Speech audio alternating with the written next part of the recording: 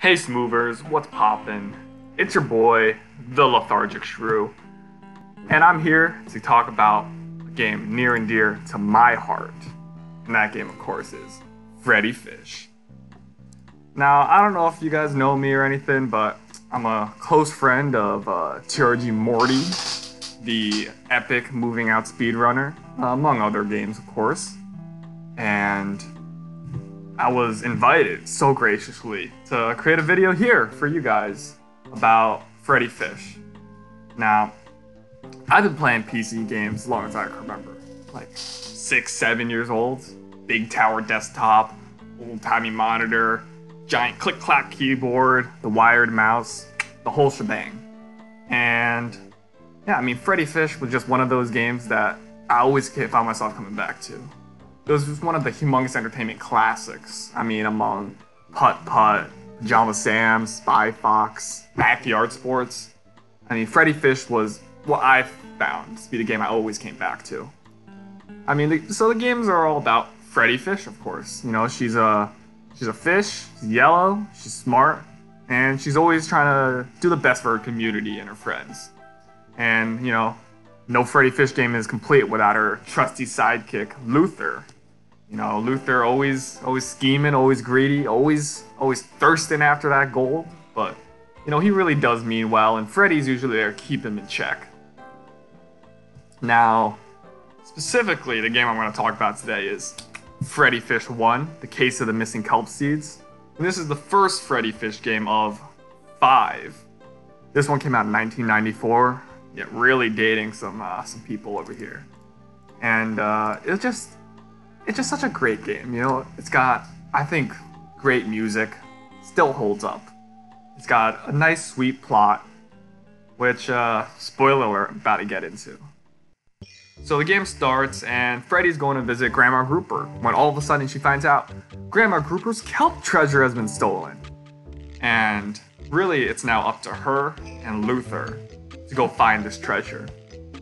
The treasure had been stolen by the two sharks, Spongehead and Boss, acting as henchmen for the nefarious Squid Father. And Spongehead, after having stolen the treasure, hid it. And you know what? He's pretty forgetful, so he hid 3 clues to tell him where he hid the treasure. Now, issue with this is, Freddi and Luther find the first clue. And the Squid Father is not happy. So as you play as Freddi, and you're on your way trying to find that treasure, Spongehead and Boss stay pretty close behind you. Now, the game is set up such that the 3 clues you need to find are spread out across a number of different rooms. Or, rooms, that's the best way to describe it. Or locations. So the game is set up in such a way that the 3 clues you need are found in bottles found in 3 different locations. The first bottle can be found near the beach, at the old whale bones, or the volcano. The second bottle can be found in the deep canyon or the junkyard, and the third bottle can be in one of the 3 caves or the king's castle. Now, for the run I'm going to be talking about here, the no-skip run, the path we want is, we want to first go to the old whalebones, then the junkyard, then the king's castle. And the reason being is these 3 locations have the best synergy possible. When you go to the old whalebones, at the old whalebone location, you'll also find, lo and behold, an old whalebone. This whalebone will then be used at the junkyard, our second location, to placate the junkyard dogfish. I mean, this game is just so adorable with all the characters. And then, at the junkyard, we will also go into a car and pick up a clock. Now this clock we will give to Ray, and Ray will then give us the super duper dooka booka bali gizmo. Thanks for the clock. You're welcome, Ray. Now you get the super duper dooka booka bali gizmo. Thank you for the Super duper dooka booka bali gizmo. Nice doing business with you. I love gibberish. Which we'll use to open up a net, get a pearl from one of the oysters in a little mini game, a little memory mini game of sorts. Let's see if I can get these oysters right. I wonder where the pearl is. Watch the pearl closely.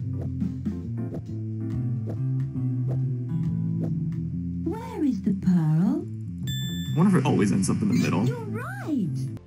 And this pearl is then handed off to King Crab over at the castle.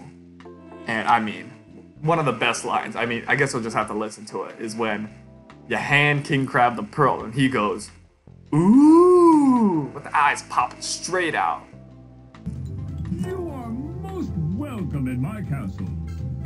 Guys, wait for the moments come. Ooh. What a lovely pearl, Freddi and Luther. That's a legendary sound effect. Plus the animation. Thank you, King. And once you have all these, once you've picked up your third and final clue, you'll head over to the sunken ship. And there you'll find the peg-leg pirate, who is currently using a mandolin to prop himself up.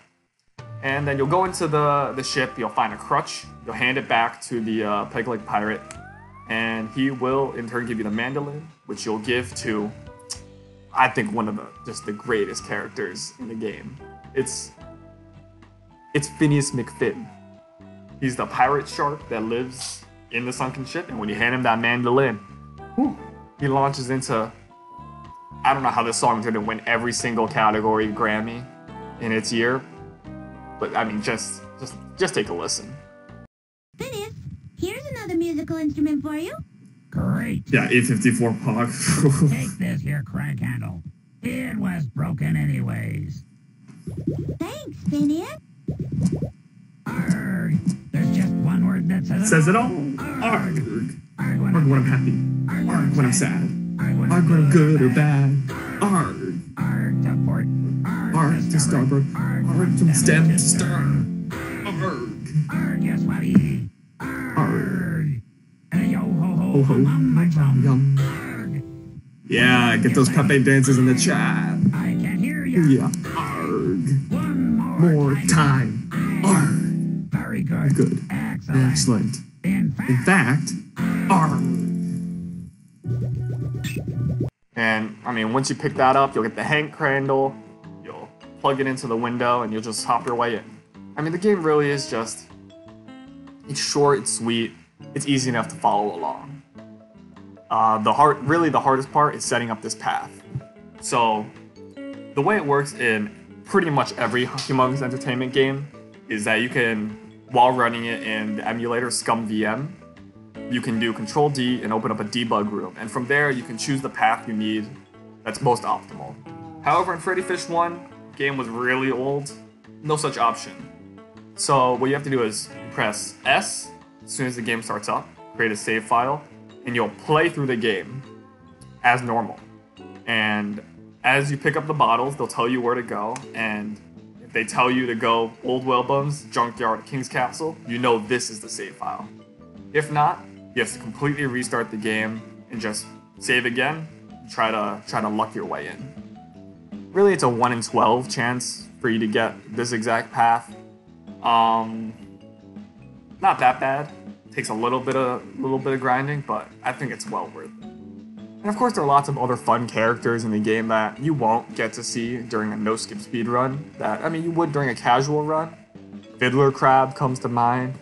I mean, Mrs. Halla. But really, you know, Eddie the Eel. I mean, just some great characters that, I mean, you won't get to fully appreciate. But it is what it is, you know.